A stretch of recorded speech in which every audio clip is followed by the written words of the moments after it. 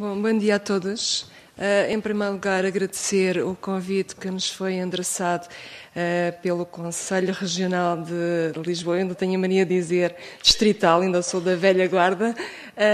Agradecer à excelentíssima senhora doutora juíza também o convite e todo esta envolvência que nos tem permitido a nós, uma associação de consumidores, estar nestas discussões de insolvência.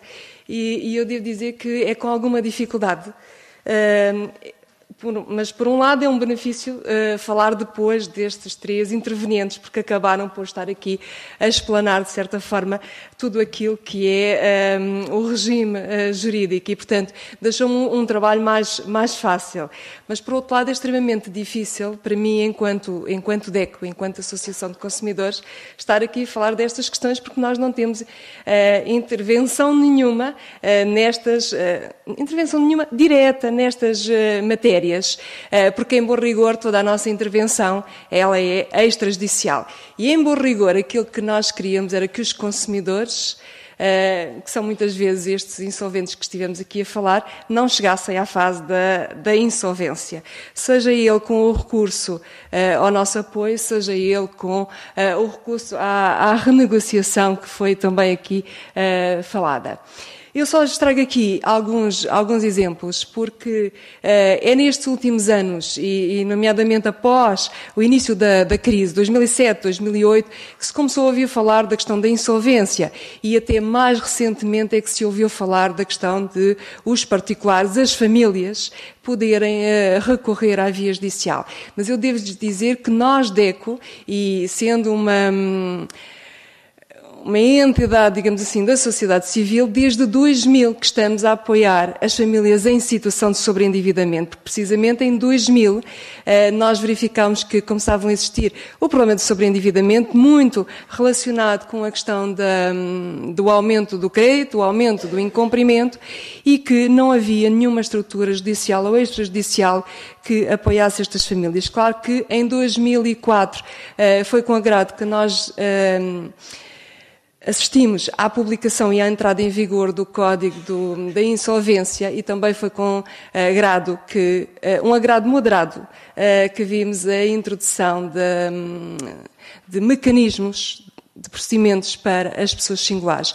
Claro que, a nosso ver, e enquanto Associação de Consumidores, o nosso desejo era que fosse criado um código verdadeiramente para as pessoas singulares, distinto das pessoas coletivas, porque umas e outras são completamente distintas. Quando falamos desta questão da insolvência, eu tenho sempre por base este pensamento. Bom, quando estamos a falar de empresas, elas nascem e morrem, e muitas vezes elas morrem com insolvência. Mas nas pessoas singulares isto não é assim. Estamos a falar de famílias e é preciso ter isto em conta.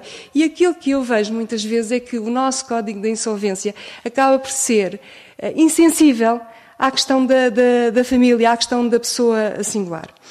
Bom, dar-lhes aqui só um outro dado, e porque existe aqui alguma preocupação também por parte do legislador de evitar que as situações avancem para a insolvência, nomeadamente as das pessoas singulares, nós, DECO, em 2009 fomos reconhecidos, a quando da alteração do Código de Processo Civil, fomos reconhecidos pelo Ministério da Justiça como um sistema de apoio ao sobreendividado.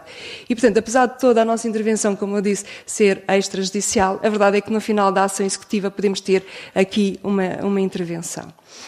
Só um número, e para tornar isto um bocadinho mais ligeiro, já vou entrar mesmo no Código da Insolvência, mas, portanto, nós estamos em 2017, temos aqui os dados dos últimos anos no que concerne aos pedidos de apoio que nos têm chegado, e aquilo que vos posso dizer, e apesar de toda a expectativa de que existe retoma económica, que existe uma melhoria significativa, uma melhoria financeira da situação das famílias, aquilo que nós estamos a verificar nestes últimos tempos, e em 2017 também, e posso-lhes dizer que 2018 acompanha também esses números, não há uma diminuição do número de famílias em situação de dificuldade. Um outro dado interessante, que para nós é é frustrante é o facto de as cerca de 30 mil famílias que nos últimos anos nos têm pedido ajuda, a maior parte delas não ter já qualquer capacidade de extrajudicialmente reestruturar a sua situação. E isso tem a ver muito com o facto de algo que as famílias, infelizmente, as pessoas fazem, que é o deixar arrastar as situações por diversas razões.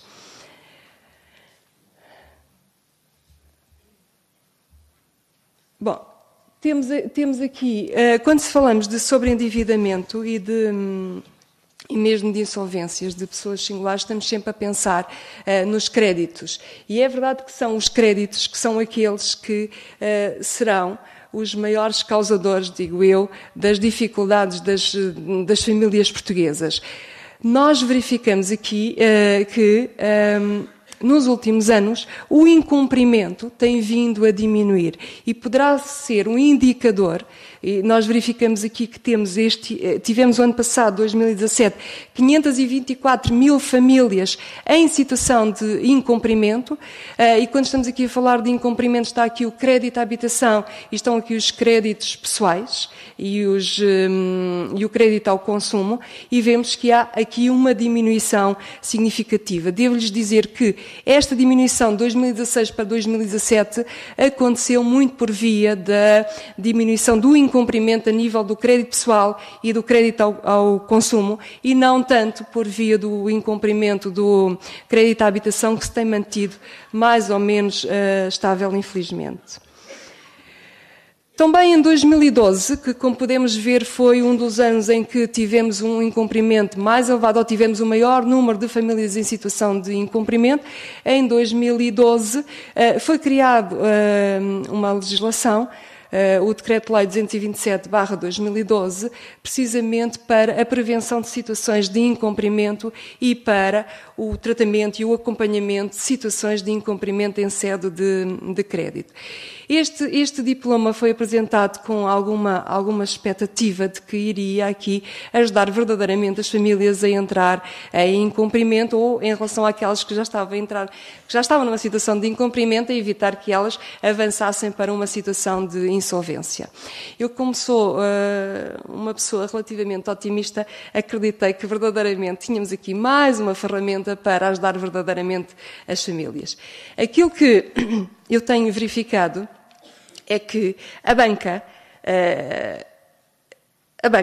tem cumprido a letra da lei e cumpre rigorosamente os prazos que estão aqui no que concerne ao envio da informação do incumprimento ao consumidor, ao seu cliente.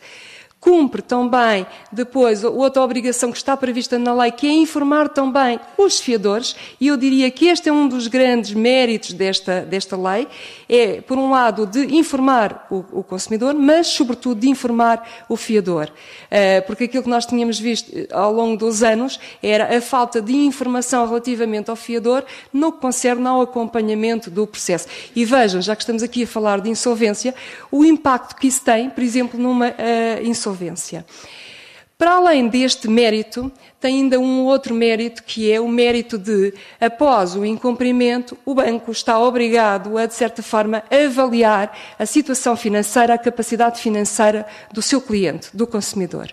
E, portanto, vai ter que chamar o consumidor ao banco, à instituição de crédito, a fim de avaliar a sua situação financeira. E este é um outro mérito desta lei. Porquê?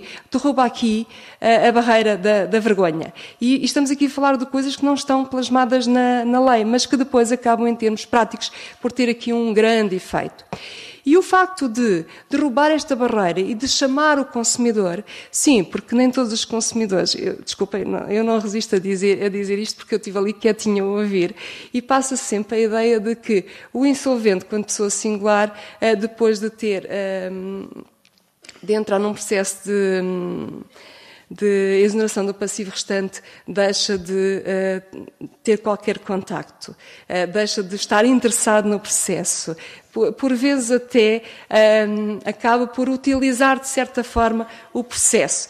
Eu não estou a dizer que isto não acontece. E com toda a certeza em situações pontuais isto acontecerá. Mas a maior parte dos consumidores não se revêem, não se podem rever neste papel.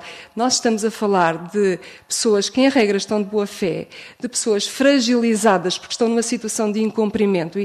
E a verdade é que, se nos anos 70 ou 80 recorrer a crédito era visto como algo negativo, hoje isso já não é, porque todos nós, eu diria, nesta sala, a maior parte de nós será endividado, terá pelo menos um crédito à habitação ou um cartão de crédito, portanto já perdeu toda a conotação negativa, mas continuamos a ter aqui a conotação negativa do estar em incumprimento. E, portanto, estando em incumprimento, a verdade é que o consumidor está aqui numa situação de fragilidade. Por outro lado, há uma grande falta de competência, nomeadamente haverá em termos de literacia em geral. Há, com toda a certeza, e isso está presente nos inquéritos que o Banco de Portugal tem vindo a fazer relativamente à questão da literacia financeira, um grande desconhecimento por parte dos consumidores, que muitas vezes eu não digo que é a única responsável pelas dificuldades financeiras, mas acaba por ter aqui uma grande contribuição para a situação em que as famílias se encontram.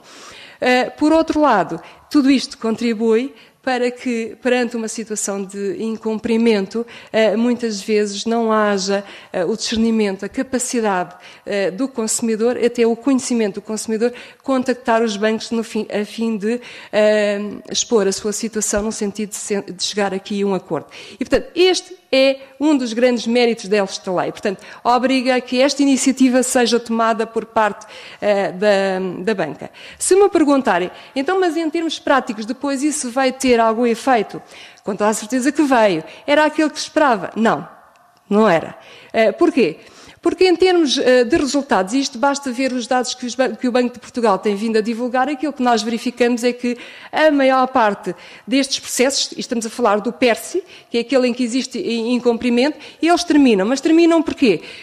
E achava eu que deveria haver ali uma verdadeira renegociação, uma verdadeira reestruturação dos créditos atendendo à situação financeira daquela família, daquele consumidor naquele momento. Mas não, a maior parte deles, se formos ver, eles terminam com o pagamento do incumprimento. Ora, se é com o pagamento do incumprimento, isto nada obsta a que dentro de 3, 4 meses, 5, 6, a situação se volta a repetir. Portanto, há aqui também ainda um grande caminho a fazer. Mas estas são algumas das medidas que têm vindo a ser tomadas precisamente para, de certa forma, ajudar os consumidores, as famílias, a entrarem numa situação de incumprimento. Também já foi referido aqui os números relativamente às insolvências e, de acordo com a informação que foi disponibilizada pelo Ministério da Justiça, nós verificamos que nos últimos anos, e nomeadamente desde 2012 a esta parte, surgiu algo que nós não estávamos habituados a verificar, que é o número de insolvências dos particulares, dos privados, portanto, ultrapassa em larga medida das pessoas coletivas, das empresas, sendo que em 2017 76%, quase 77% das insolvências declaradas em Portugal foram de pessoas singulares. Para as pessoas singulares, aquilo que nós temos na nossa lei é a conjugação de duas respostas, como também já aqui foi referido. Por um lado, temos a exoneração do passivo restante. Sim, é aquela figura que os consumidores, as famílias, reconhecem e, à partida, é aquela que querem.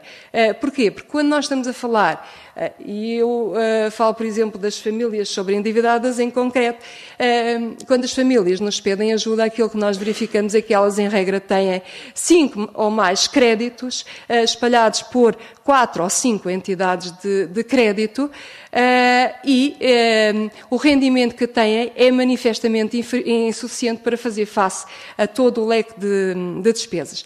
Mas também não se pensa aqui que estamos a falar de famílias completamente irresponsáveis, porque nós não nos podemos esquecer que estas famílias, em regra, têm um crédito à habitação, até porque mais de 80% do crédito que é contratado em Portugal é crédito à habitação.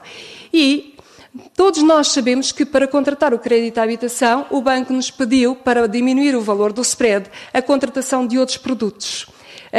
E, portanto, acaba por haver aqui, de certa forma, uma justificação para o número de créditos. Mas claro que não é só esta.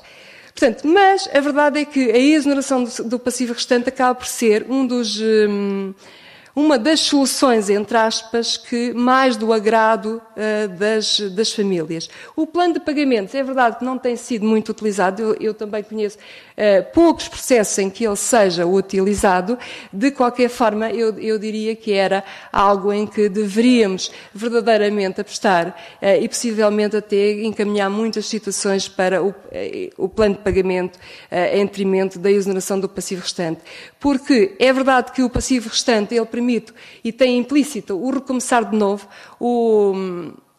a possibilidade que a família tem, que a pessoa tem de recomeçar de novo, mas isto eu digo que é na letra da lei, porque em termos práticos as coisas não são assim tão fáceis e este recomeçar de novo não será tão fácil como à primeira vista se possa figurar. Em relação ao plano de pagamentos, ele tem implícito a questão da reeducação, a questão da recuperação da pessoa singular. E este, sim, deveria ser um procedimento que deveria ser mais utilizado do que ele não é. Mas ele não é tão utilizado porque, entretanto, muitas das pessoas começaram a utilizar aquilo que era o PER. Bom, eu agora estava à espera de vir, tive ontem à noite a alterar isto e estava à espera de outra apresentação. Bom, de qualquer forma, nós temos, e relativamente às custas judiciais e ao apoio judiciário, eu devo dizer que é uma das bandeiras da DECO relativamente à questão da insolvência. Assim como as pessoas coletivas têm acesso à isenção do pagamento de custas, eu devo-lhes dizer que não compreendo como é que as pessoas singulares não têm a mesma medida. É verdade, e como já se falou aqui, que relativamente à exoneração do passivo restante se beneficia aqui, de certa forma, de um deferimento ou um eventual deferimento do pagamento destas custas, mas a verdade é que, quando estamos a falar de insolvência, não estamos a falar só da exoneração, estamos também a falar do plano de pagamentos, estamos a falar do PEAP, e não se compreende aqui, e estamos a falar de pessoas singulares, que à partida são pessoas fragilizadas, sem recursos económicos, não haja aqui uma medida idêntica àquela que existe relativamente às pessoas coletivas. Pode-se dizer, mas as pessoas singulares podem beneficiar do apoio judiciário. É verdade, mas também sabemos como é que o apoio judiciário está a ser concedido. Também sabemos o tempo que demora à sua concessão. Eu posso lhes dizer que nós temos na DECO diversas denúncias e dos últimos meses de pessoas que foram pedir apoio judiciário e que lhes disseram que se é para intentar a ação não há apoio judiciário, só há se for para contestar uma ação. Que lhes disseram que teriam que esperar mais de 6 meses até ser concedido o apoio judiciário. Isto é apenas um dos aspectos. Temos muitos outros. E, desde logo, temos o facto de como é que é avaliada, depois de dar entrada o pedido de apoio judiciário, como é que é avaliado a questão do rendimento relevante. Porque estamos a falar de pessoas em situação de insolvência, que eventualmente até poderão ter rendimentos, mas que depois acabam por ter penhoras, acabam por ter prestações de créditos. A verdade é que, sem meios financeiros que permitam aceder aos tribunais, sem direito ao benefício da concessão de apoio judiciário, o acesso à justiça é simplesmente negado às pessoas singulares insolventes. Portanto, como lhes estavam a dizer há pouco, o plano de pagamentos é um instituto pouco utilizado, apesar das suas inúmeras vantagens, e acaba a ser pouco utilizado porque ele, de certa forma, tem vindo a ser substituído, primeiro pelo PER e agora pelo PEAP. Ainda que eu entenda, e que na DECO se entenda, que são duas figuras distintas. Ou deveriam ser, e deveríamos ter esta capacidade. Por um lado, o PEAP deveria ser algo prévio e deveria ser para aquelas famílias, para aquelas pessoas singulares que estão na iminência de entrarem numa situação de insolvência. Aquilo que nós verificamos é que tanto o PEAP como o plano de pagamentos acabam por ser utilizado pelas pessoas que já estão verdadeiramente numa situação de insolvência. Depois, uma inovação que foi introduzida agora pelo PEAP é a questão de a impossibilidade de lhes ser vedado o acesso ao fornecimento dos serviços essenciais, à água, à eletricidade, os serviços de comunicações, entre outros. Eu devo dizer que, e não posso dizer de outra forma, que enquanto Associação de Consumidores, enquanto aqui, tendo em conta os legítimos interesses dos consumidores, não poderia ter outra posição de que não fosse. Sim, é com agrado que vemos.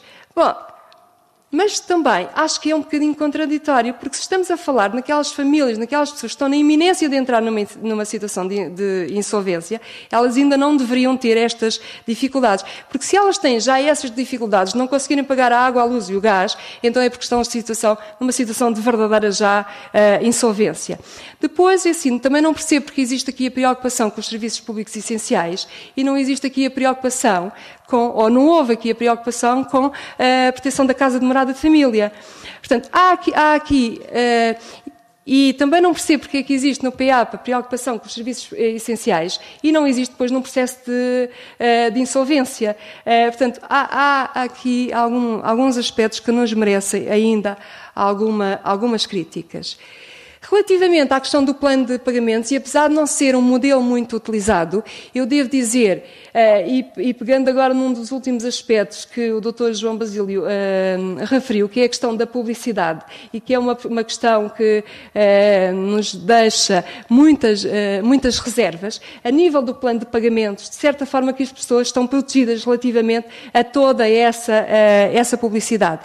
E esta publicidade, veja-se, nós hoje temos empresas de recrutamento para trabalho a pesquisarem os sítios e a irem ver a lista pública de execuções e a irem ver as informações relativamente às insolvências. Portanto, isto acaba por depois ser, esta publicidade acaba por também ser aqui um elemento de exclusão, se não for financeira, com toda a certeza será financeira, mas também pode ser aqui uma exclusão do mercado financeiro e poderá ter aqui graves consequências. Bom, mas claro que este plano de pagamentos nem sempre é viável, porque pressupõe aqui pelo menos a tentativa de chegar a um acordo com os diversos credores. E como já lhes disse, em regra, as famílias têm inúmeros créditos repartidos por inúmeras instituições de crédito. Eu não consegui deixar de trazer este exemplo. É um exemplo que nos surgiu na década em 2010 de uma família que está em processo de insolvência. Portanto, temos aqui, de certa forma, um pseudo-orçamento da família, em que temos de um lado os rendimentos, do outro lado temos as despesas, eu diria, as despesas básicas para a sobrevivência.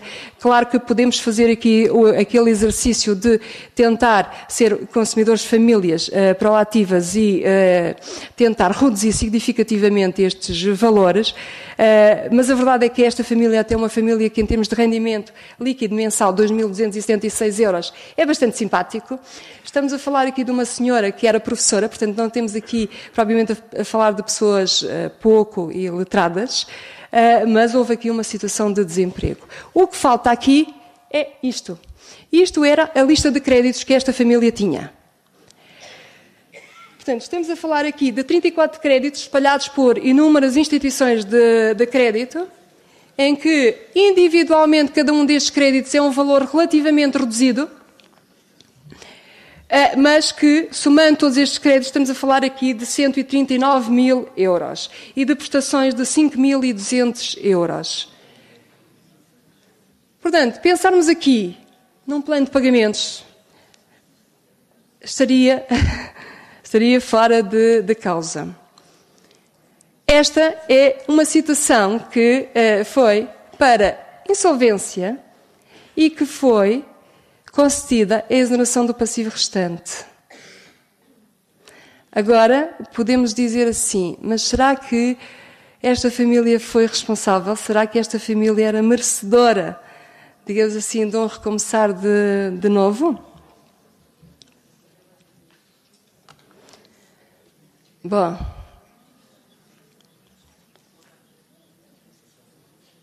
eu iria falar aqui, mas já foram falados, e eu sei que estamos já com o tempo a contar, mas eu sei. Mas eu não resisto, até porque ontem fui ao meu e-mail e estive a retirar alguns certos de alguns pedidos que nos têm chegado relativamente à questão da insolvência e que me parece que demonstram este desconhecimento da generalidade das famílias, o não atuar atempadamente. Por exemplo, eu recebi aqui há dias este e-mail que me dizia, entre muitas coisas, dizia-me que atualmente eu e a minha família temos uma dívida de quase 300 mil euros a diferentes entidades bancárias e de crédito. Por motivos pessoais, há uns anos deixámos de ter os ordenados que tínhamos e passámos a ganhar a quarta parte. Não podemos cumprir com as obrigações. Já perdemos a casa, temos penhoras de ordenado, IRS, etc. E estamos prontos a pedir a insolvência. Quer dizer, neste momento, depois disto tudo, é que se vai pedir a insolvência. Venho por este meio solicitar ajuda a fim de dar entrada num processo de insolvência pessoal, uma vez que já recorri à Segurança Social e até à data não obtive resposta. Encontro-me desempregada e com uma série de penhoras já executadas.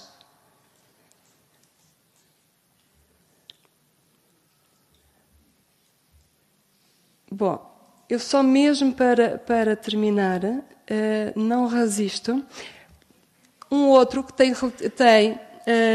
a ver com algo que já aqui foi muito falado e que eu diria que é uma das principais alterações, pelo menos a nosso ver, que beneficia os consumidores e tem a ver com a questão do momento em que se inicia precisamente o período da cessão.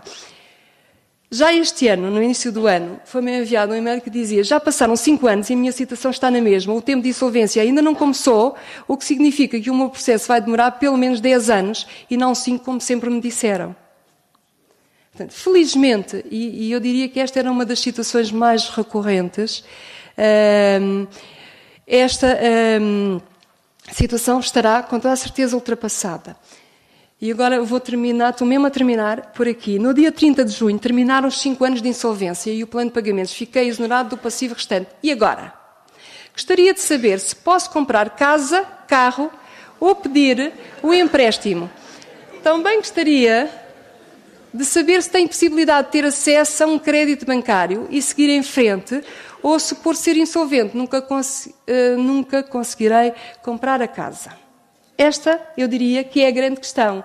E é a grande questão que se está a começar a colocar agora, porque é agora que nós começamos a ter famílias que já terminaram o período de cessão. E, supostamente, aquilo que lhes foi dito é que havia aqui a possibilidade de começar de novo. Nós já sabemos que havia diversas dívidas, nomeadamente as fiscais, que não entravam na exoneração. Mas aquilo que tem vindo a ser dito é: onde começar de novo, tem aqui a possibilidade de começar de novo. Isto é verdade. Eu gostaria muito que assim fosse, mas isto não é verdade. Estas pessoas que entraram em processos de insolvências terão aqui um grande risco de estar numa situação de exclusão financeira. Dificilmente estas famílias vão ter novamente acesso a crédito. Dificilmente estas famílias vão ter aqui acesso até a uma conta bancária. Veja-se, nós temos um banco entre nós que tem cadernetas. E teve o desplante de colocar à frente, na caderneta, à frente do nome da pessoa, a informação de que está em situação de insolvente. Portanto, por muito que se queira dizer às pessoas que há aqui a possibilidade de recomeçar de novo, dificilmente, em termos financeiros, isso acontecerá.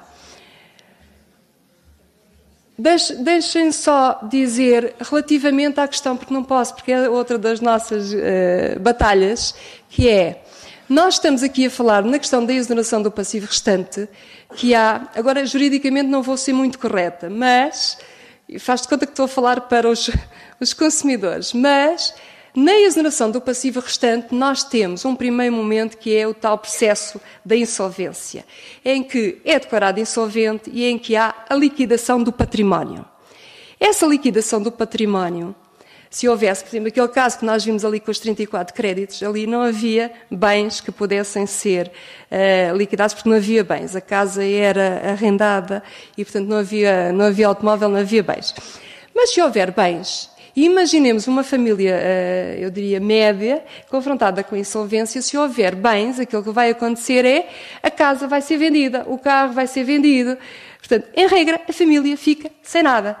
E fica ainda limitado em termos de rendimento para poder sobreviver.